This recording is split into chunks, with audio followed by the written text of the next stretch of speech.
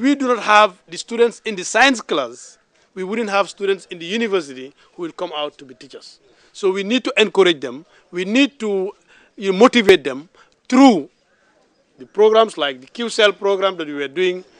Some of them have won so many prizes. Those are the motivating things we go into. The Gambega program, which also just ended, is mainly science, mathematics. This part of this celebration on Thursday we have a debate or quiz competition among the students where they're giving prizes. The first guy is going home with $4,000. So if any student, because of your participation in a quiz competition, you are able to win $4,000, your tabaski is okay. You don't have to beg your parents for anything, but you can take care of yourself. Those are some of the few things we are trying to.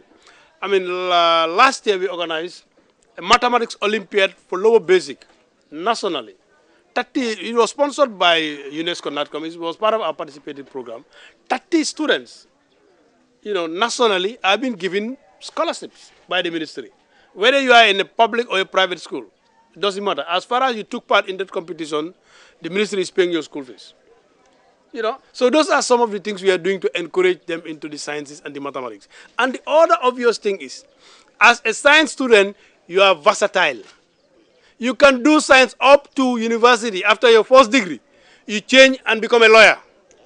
You change and become an accountant. You change and become an economist. But no other discipline can go up to that level and get into sciences. No MRC would never allow you, after your first degree, to go and read medicine. Who is going to allow you to operate on him or her? So, but with the sciences, after getting your first degree, you can change into any other discipline you want. Any other discipline. If you don't want to be in a classroom or you don't want to be in the hospital. But when we talk about science in this country, mainly we focus on the hospital and education, because these are burning issues for us as a society. We need teachers, we need doctors, but those are not the only areas that we need the science people. He talked about engineering, electrical engineering, mechanical engineering, road construction. These are things I saw in the papers, was it last week or so, Gambians coming to set up, a road construction farm in this country. I said, wow, then most of our engineers who were not employed will become employed now. Most of the construction work in this country are done by foreign companies. If a Gambian is coming, we expect that he's going to employ Gambians. But we need the Gambian engineers who can, push that company forward. And it has to come from you people. You must take responsibility or be prepared to.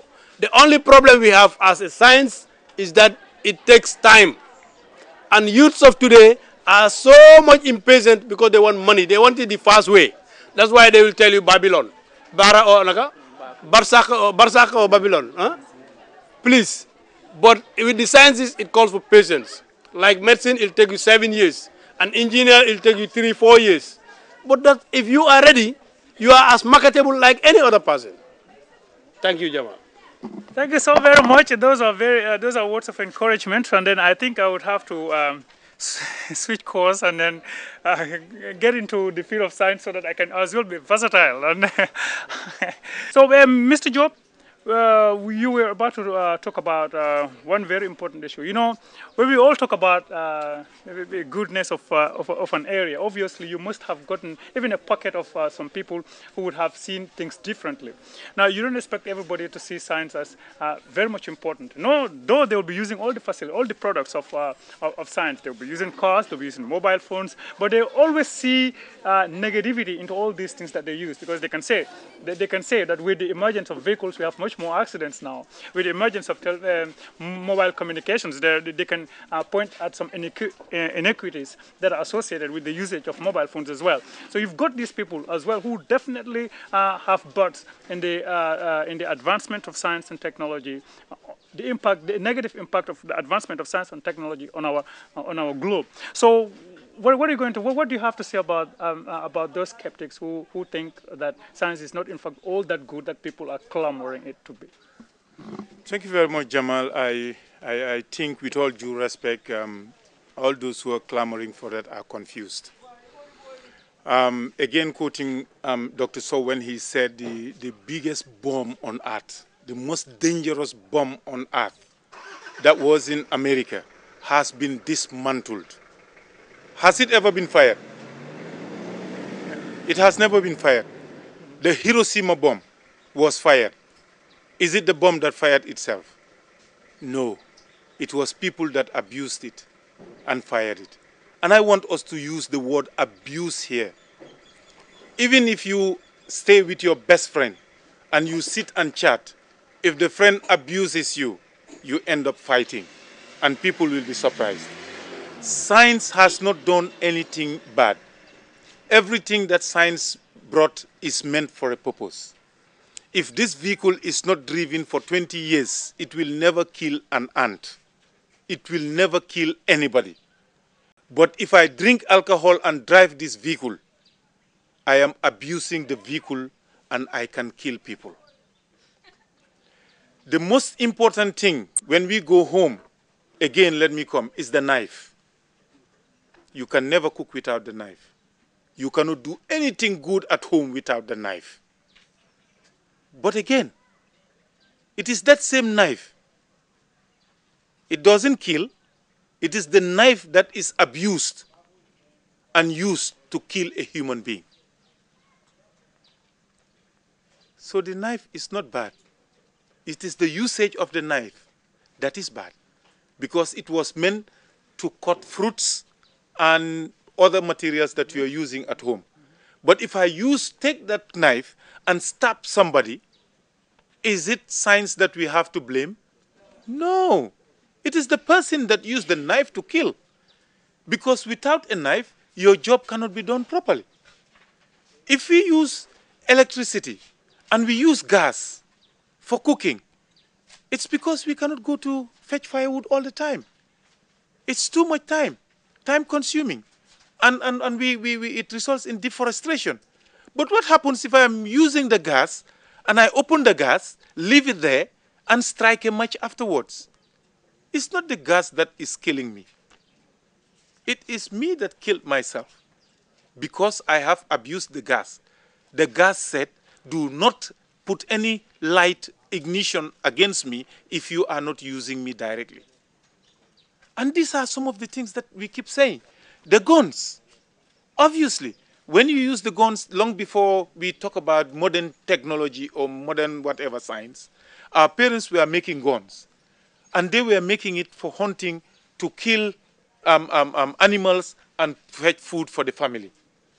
But at any time the gun is turned onto a human being and shot, it is being abused. And it is the abuse of science and technology that makes the world miserable. Paracetamol, you go to the hospital and you say, I want paracetamol because, or a painkiller.